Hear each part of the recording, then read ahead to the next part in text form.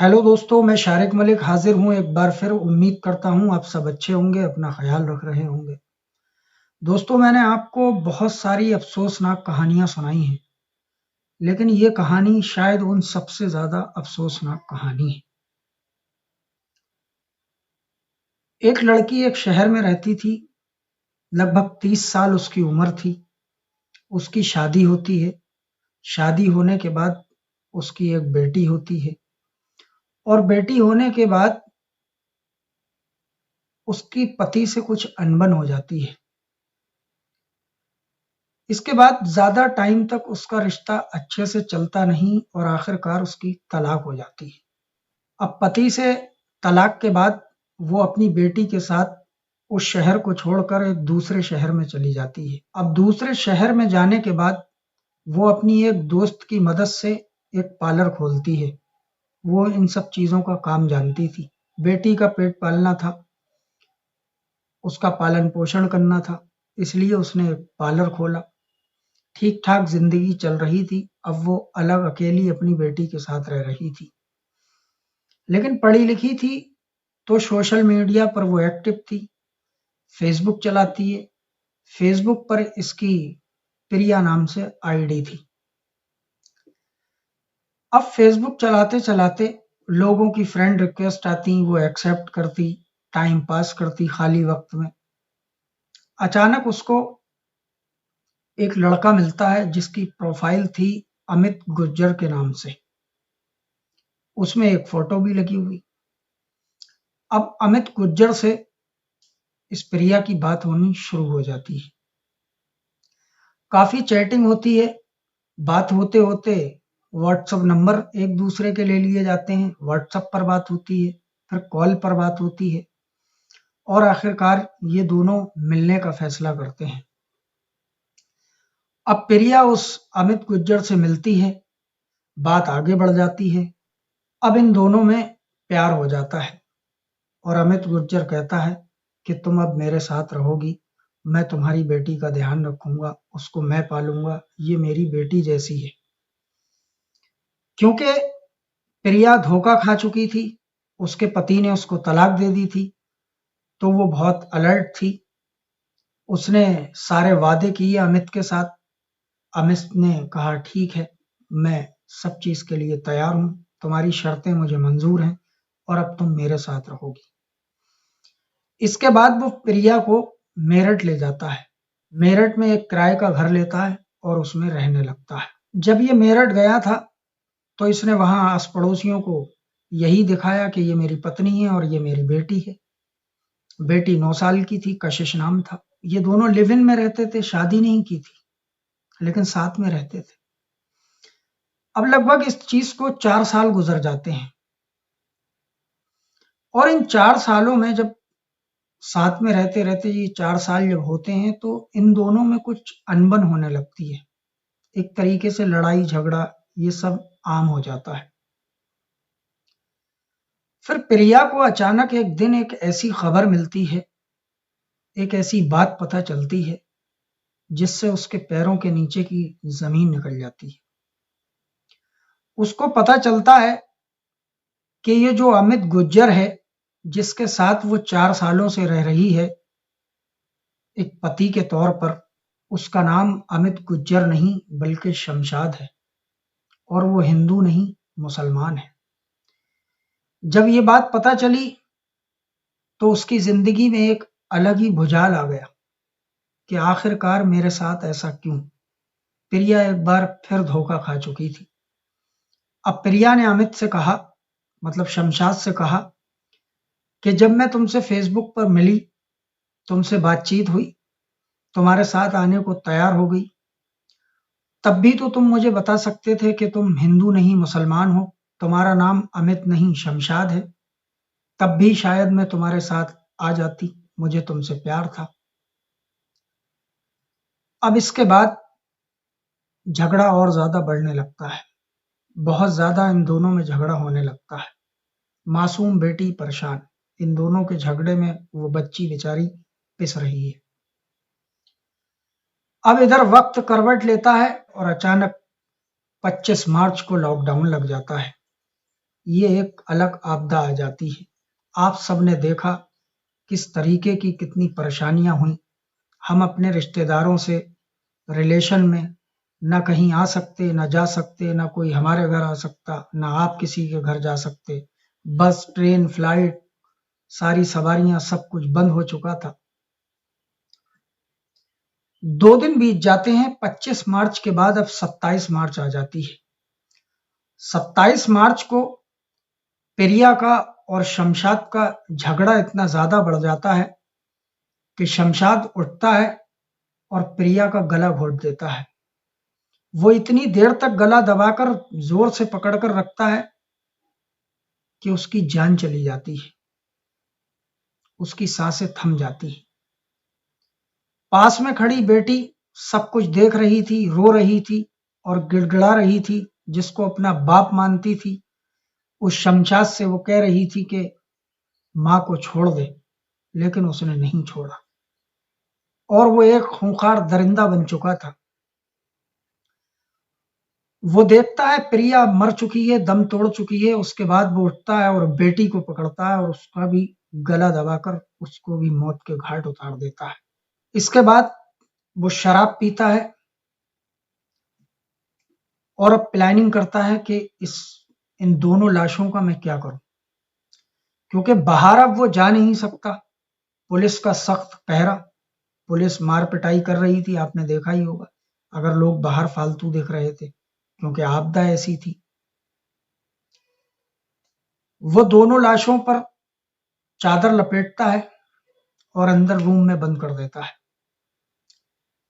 इधर उसको जो जो फायदा मिला लॉकडाउन का, वो ये मिला कि ना तो कोई उसके घर पर आ रहा था, ना वो किसी के घर जा रहा था, और ना आप किसी के घर जा पा रहे थे, ना मैं किसी के घर जा पा रहा था, ना हमारे घर पर कोई आ पा रहा था। इस चीज का उस शमशाद को फायदा मिला। अब वो उसके दिमाग में पहले आया कि वो इन दोनों लाशों को किसी तरीके से, उसके घर से कुछ दूर एक नदी थी, उस नदी में इन लाशों को बहा देगा। लेकिन उसने फिर सोचा नहीं, ये मुमकिन नहीं है, नदी घर से दूर है और ऐसे मैं लाशें ले जाऊंगा तो कोई देख लेगा और मैं पकड़ा जाऊंगा, भेद खुल जाएगा। फिर अचानक उसके दिमाग में एक फिल्म की बात आती है। फिल्म शायद आपने भी देखी होगी, दृश्यम, अजय देवगन की मूवी की उसको याद आती है। और जब उसने ये 27 मार्च को जब ये इन दोनों को मारा था, तो उससे पहले ये क्राइम के बहुत सारे थ्रिलर देखता था, आइडियाज देखता था कि इन दोनों को मैं अपने रास्ते से कैसे हटाऊं, क्योंकि इन दोनों में काफी झगड़े होने लगे थे, पैसे को लेकर भी और अलग अलग बातें थी। लेकिन जब उसको ये पता चला कि ये मुस्लिम है, उसके बाद बात कुछ ज्यादा बढ़ गई और 27 मार्च को ये घटना हो गई। अब जब उसके दिमाग में फिल्म की बात आती है तो वो सोचता है कि बाहर क्यों जाऊं, आस पड़ोस वाले भी अब घर में नहीं आ सकते, किसी को कोई शक नहीं होगा। वो अपने बेडरूम में जाता है, लाशों को बाहर रखता है, अपना बेड निकालता है और फर्श खोदना शुरू कर देता है। फर्श खोदने के बाद एक गहरा गड्ढा करता है, 2 बोरी लेता है, उस बोरियों में इन दोनों लाशों को भरता है और उस गड्ढे में डाल देता है। कहीं से ये केमिकल का इंतजाम करता है और एक केमिकल भी डाल देता है ताकि वो लाशें जल्द से जल्द गल जाएं और ये भेद कभी ना खुले। इसके बाद वो गड्ढा पाड़ देता है और उस पर फर्श भी डलवा देता है, जब थोड़ा बहुत लॉकडाउन में सहूलियत मिलती। लेकिन जो प्रिया की दोस्त थी, जिसने उसको पार्लर खुलवाया था, पार्लर खुलवाने में मदद की थी, वो प्रिया की बहुत अच्छी दोस्त थी और उसकी हर रोज प्रिया से बात जरूर होती थी। लेकिन अचानक 25 मार्च को लॉकडाउन लगा और 27 मार्च से प्रिया से उसकी बात होनी बंद हो गई, नंबर स्विच ऑफ। उसने कई बार शमशाद को भी फोन किया तो वो कहता था मैं बाहर हूं, मैं घर पर नहीं हूं, मेरा उससे कुछ झगड़ा हो गया है इसलिए मेरी बात नहीं हो रही है, और वो ठीक है, बेटी भी ठीक है। जब भी प्रिया की दोस्त कॉल करती, वो यही सब बहाने मिलाता और वो कहती है ठीक है, हो सकता है। इसके बाद मार्च खत्म हो जाती है, अप्रैल, मई, जून, जुलाई आ जाती है। 3-4 महीने जब गुजर जाते हैं, तो जो प्रिया की दोस्त थी उसको एहसास होता है कि कुछ ना कुछ गड़बड़ है, क्योंकि जो प्रिया थी वो उसको कॉल जरूर करती थी और काफी बात होती थी और हर रोज बात होती थी। तो उसकी दोस्त को कुछ शक हुआ शमशाद के ऊपर। अच्छा, उसकी दोस्त को भी नहीं मालूम कि ये शमशाद है, उसको तो अमित का पता था। इसके बाद वो मेरठ आती है और मेरठ में एक पुलिस स्टेशन में जाती है, क्योंकि उसको पता नहीं था ये कहाँ रहती है। इतना सब मतलब परफेक्ट एड्रेस उसको पता नहीं था, जो प्रॉपर एड्रेस था। सिर्फ इतना पता था कि मेरठ में ऐसी-ऐसी जगह वो रहती है। अब पुलिस स्टेशन जाती है, पुलिस स्टेशन में वो बताती है कि मेरी ऐसे-ऐसे एक दोस्त है, उसका ये नंबर है, नंबर स्विच्ड ऑफ जा रहा है और मुझे कुछ शक है कि उसके साथ कुछ गलत हुआ है या गड़बड़ हुआ है।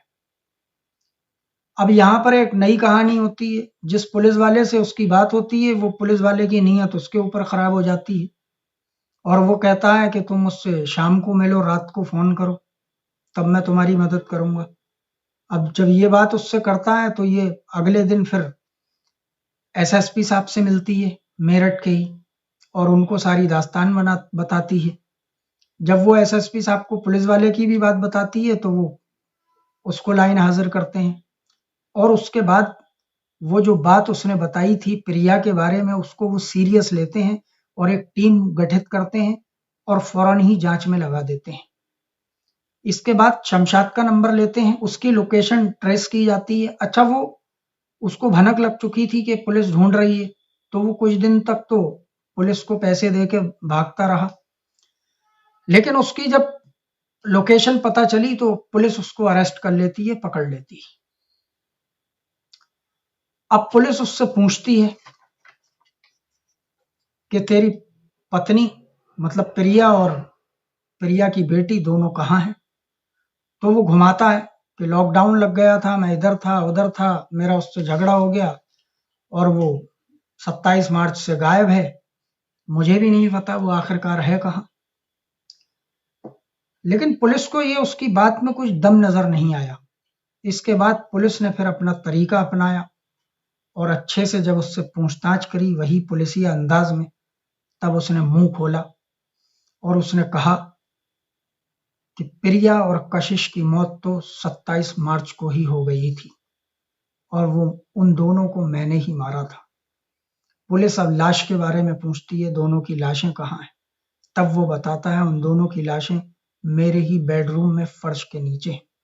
अब पुलिस उस घर पर पहुंचती है। घर छोटा था, बिल्डोजर जाता है, दीवारें तोड़ी जाती हैं, फावड़े लिए जाते हैं, फर्श खोदा जाता है और उसमें 2 कंकाल निकलते हैं, एक प्रिया का और एक उसकी बेटी कशिश का। इसके बाद शमशाद पर कड़ी कार्रवाई होती है और वो अभी भी जेल में है।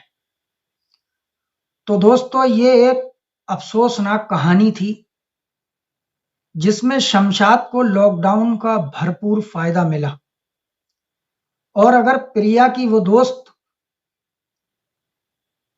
मेरठ नहीं पहुंचती, वो सीरियस नहीं लेती, उसको शक नहीं होता, तो शायद ये एक परफेक्ट मर्डर होता, डबल मर्डर, प्रिया और उसकी बेटी का। हो सकता है शमशाद कुछ टाइम के बाद मेरठ से कहीं और निकल जाता और किसी को कुछ भी पता नहीं चलता, लेकिन उसकी दोस्त की दाद देनी होगी, उसकी तारीफ करनी होगी कि उसने ये बहुत ही अच्छा काम किया। मेरठ पहुंची, एसएसपी साहब से मिली और उसने मुजरिम को पकड़वा कर छोड़ा। तो दोस्तों, ये थी एक अफसोसनाक कहानी जो बड़ी दुख भरी है। मैं भी जब ये कहानी के बारे में सब कुछ जान रहा था तो बड़ा दुख हो रहा था। खैर दोस्तों, ये दुनिया है, यहाँ सब कुछ होता है और हमारा मकसद यही है। हम इसीलिए आपको इस क्राइम दुनिया की कहानियां सुनाते हैं ताकि आप सतर्क रहें, सावधान रहें और हमारी कहानी आप सुनते रहें, जिससे आपको सीख मिलेगी। आप सतर्क रहेंगे, सावधान रहेंगे। दौर बहुत बुरा है। हर इंसान एक सा नहीं होता, लेकिन किसी का कुछ पता भी नहीं होता कि कौन कैसा है। इसलिए आप सब सतर्क रहें।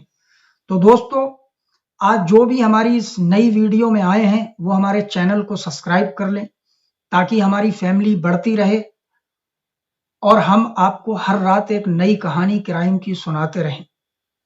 तो दोस्तों, कल फिर होगी मुलाकात एक नई कहानी के साथ। तब तक मुझे दीजिए इजाजत। जय हिंद, जय भारत।